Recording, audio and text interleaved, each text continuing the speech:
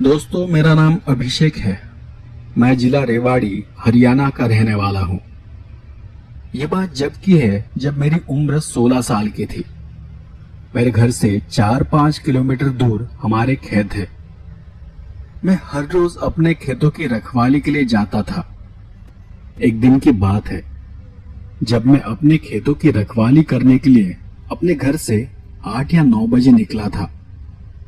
उस दिन मेरी माँ ने मुझे रोका और बोला कि आज अमावस की रात है, आज तेरा खेतों में अकेले जाना ठीक नहीं होगा। पर मैं इन सब बातों पर कभी विश्वास नहीं करता था। माँ के बहुत मना करने पर भी मैं नहीं माना और मैं अपनी बाइक स्टार्ट कर खेतों में चला गया।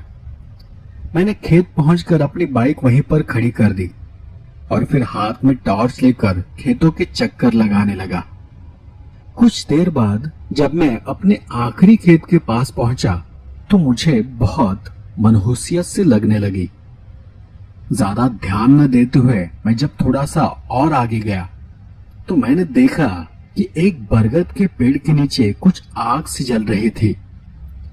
इसलिए वहां इतने अंधेरे में कौन है यह देखने में और नजदीक चला गया और तब मैंने देखा कि वहां पर 3-4 औरतें बैठी हुई थी जिनके बाल खुले थे और कुछ अजीब सी भाषा में वो कुछ बड़बड़ा रही थी।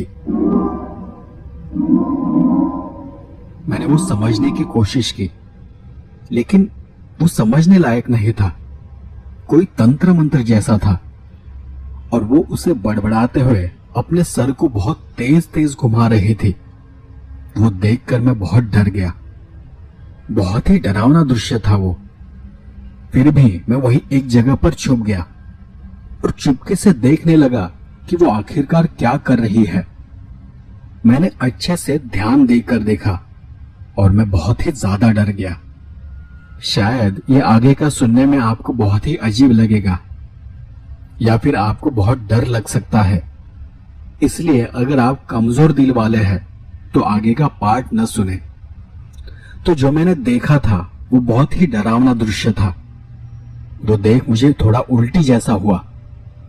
वो सारी औरतें एक छोटे से शिशु के सर को चाकू से काट रही थी और उसका खून पी रही थी और खून पीते पीते कुछ अजीब सी भाषा में मंत्र बोल रही थी।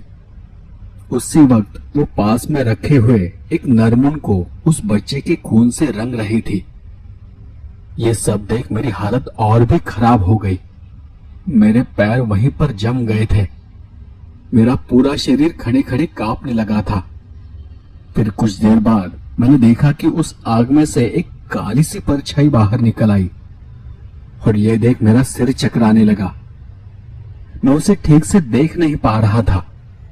वो बहुत ही अजीब थी और बहुत तेजी से हिल रही थी। फिर अचानक से पता नहीं कैसे लेकिन वो सारी औरतें एकदम से मुंह मोड़कर मेरी ओर देखने लगी। मुझे विश्वास ही नहीं हुआ कि उन्हें कैसे पता चला कि मैं उनके पीछे हूं और मैं उन्हें ही देख रहा हूं। जब मैंने उनका चेहरा देखा तो मेरा बचा कुचा धैर्य भी जवाब दे गया। मेरे होश उड़ गए। उनकी आंखें नहीं थी, आंखों की जगह सिर्फ काले गड्ढे थे। ये मेरे डर की अंतिम सीमा थी। मैं बहुत तेजी से वहां से भागने लगा। मुझे ऐसा लग रहा था कि कोई मेरे पैर पकड़ने की कोशिश कर रहा है। मैंने जैसे तैसे अपनी बाइक स्टार्ट की और लड़खड़ाते हुए अपने घर चला गया। मैं जब घर पहुंचा तो मेरे माता पिता सो रहे थे। उस वक्त रात के करीब 1 बज रहे थे।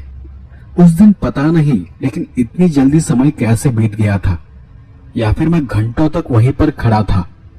मैं चुपचाप अपने बेड पर जाकर लेट गया। उस रात मुझे जरा भी नींद नहीं आई। हर वक्त मुझे ऐसा लग रहा था कि जैसे मेरे आसपास कोई मंडरा रहा है।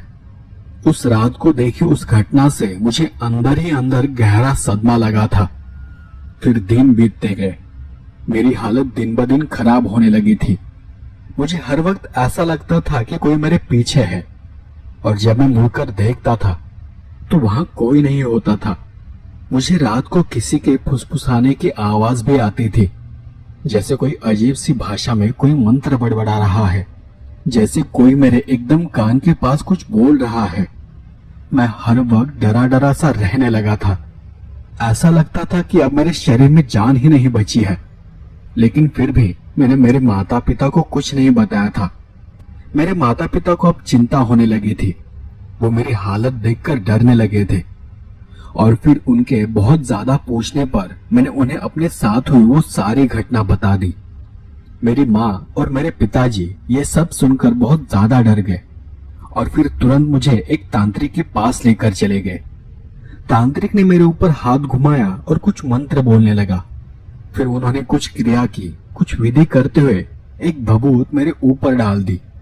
उस पल अचानक मुझे ऐसा लगा कि मेरा शरीर एकदम से हल्का हो गया है।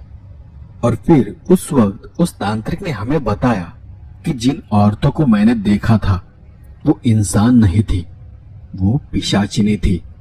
मैंने उनको छुपकर देखते हुए उनके तंत्र पूजा खंडित कर दी थी और इसलिए वो मुझ पर गुस्सा थी। तांत्रिक ने बताया कि ये पिशाचिनी अमावस्या या होली या किसी विशेष त्योहार के दिन ही अपनी सिद्धियां प्राप्त करती है या फिर अपनी शक्तियों में वृद्धि करती है। ये शैतान को बलि देती है। ये पिशाचिनी बहुत ही खतरनाक और बहुत ही ज्यादा शक्तिशाली होती है। और फिर तांत्रिक जी ने मुझे बताया कि तुम बहुत भाग्यशाली हो कि तुम्हारी जान बच गई, नहीं तो ये पिशाचिनी किसी को जीवित नहीं छोड़ती। फिर तांत्रिक बाबा ने मुझे एक ताबीज दिया और सख्त हिदायत दी कि इस ताबीज को 1 साल तक उतारना नहीं है। और फिर कुछ ही दिनों बाद मेरे पिताजी ने उस जगह पर हनुमान जी का मंदिर बनवा दिया, उसी जगह पर जहां वो औरतें तंत्र मंत्र कर रही थी। और तब से मैं आज तक बिल्कुल ठीक हूं।